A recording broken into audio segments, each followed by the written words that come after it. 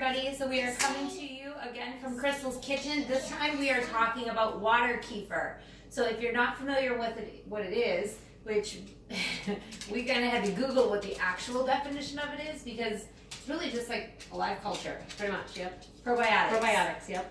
Yep. For me personally, I've had digestive issues for forever. I've kind of gotten a hold of that the last few years. It's gotten better, but my daughter has a lot of chronic UTIs and issues with that kind of stuff. So she needs to be taking a probiotic, and a strong one, a good one, a quality one, and something I've been struggling to find for her for a long time. And so when Crystal started making this stuff, knowing that it was going to be good, you know, it's good for everybody. Your gut health is literally everything. But it's been awesome to be able to give that to my daughter. And so she's been taking it every day. So today Crystal's going to share with everybody how to make your own so that you don't have to go out and spend a ton of money on an expensive probiotic. You'll actually have live cultures in your refrigerator for you and your family. So today we are activating the water kefirs.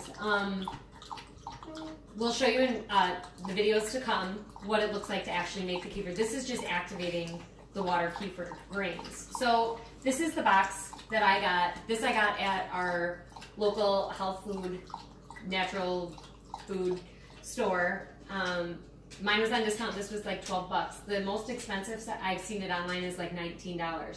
So that is not bad at all in comparison to what you pay for a probiotic, for a good quality probiotic.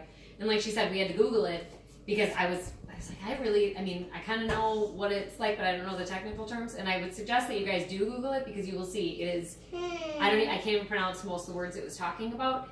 But the important thing I would look at is the specific good bacterial strands that are in there. You will notice that a lot of them are the same names you'll see on the probiotic that you buy.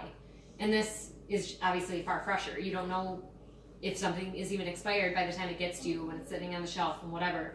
And it's so easy to make, it's cheap.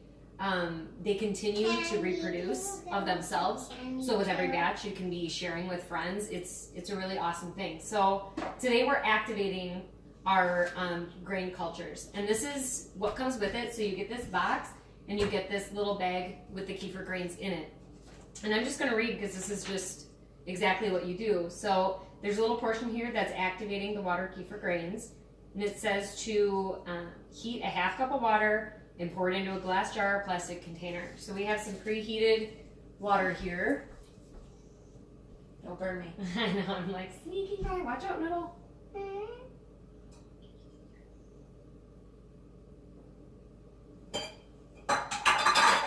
So here is, it's over here.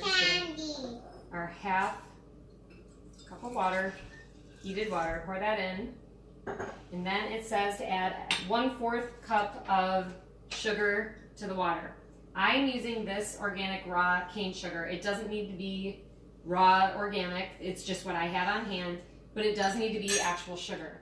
A lot of people that don't use sugar for sweetening, I don't. I use honey 98% of the time, sometimes syrup or molasses, something like that, but this, it does specifically eat cane sugar. So even the processed white sugar, it'll eat, but just don't try to experiment with honey or anything like that, because it's not going to work. It's the sugar that it wants.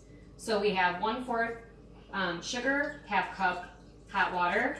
Just let it basically meld together. And then once it does that, this is already kind of a pre-sized, still not melding together yet, jar. But if you do have one that's bigger, or obviously bigger, it needs to be bigger, you need to add 2.5 to 3.5 cups of room temperature water. This is something I missed, I forgot this part. Water. It does need to be a bottled spring water, something chlorine or fluoride free. We actually have a local spring here. Rock Springs has a local spring. It's a really awesome place to go if you live somewhere local. Definitely go there to get your spring water. But if you don't, Walmart, any other place carries bottled spring water, and you can just buy it there. So that's what you will use for the heated and for this portion. I already have a cup or a jar here of the spring water that I have. I just we keep it in a dispenser at room temperature, so I just did room temperature water. Add that together. I'm a little short there, but I can add that when we're done. So that's all put together, and now we are going to put in our kefir grains. I think. What's happening here? Okay, yes. Those are all in. Our kefir grains go in next. Make our sugar water. Empty the entire packet of dehydrated water kefir grains into the cooled sugar water. Those go in. I've never seen this process before. I just get the final product. So these they look kind of orangish, brownish looking. This is actually my second batch doing this. I accidentally murdered my first batch in the oven. I have a double oven, and I was re-seasoning all of my cast iron pans and left the water up in the upper one and forgot about it for hours. Didn't even think about it, and I kind of bumped into the oven. I was like, oh, it's kind of hot. And then I remembered they were in there, and it was at like 140. That's where I stopped with the temperature. You can only have the temperature at about 85 degrees before they're going to start whatever. So I definitely murdered them, and sure enough, there was like no movement in the jar.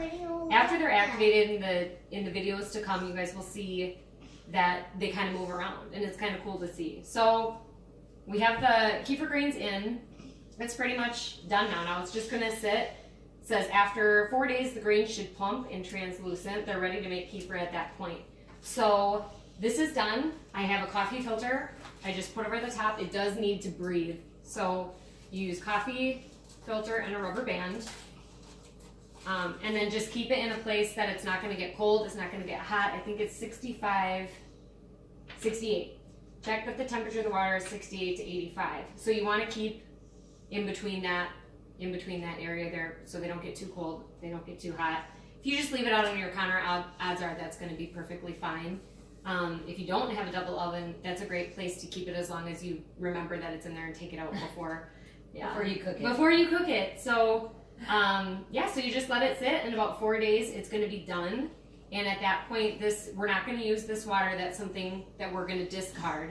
And then we will show you guys how to make kefir water from there, which is pretty much the same steps, but your kefir grains are already set up at that point. So that's activating your kefir grains for making kefir water.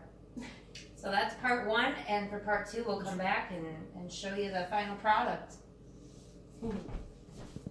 Bye.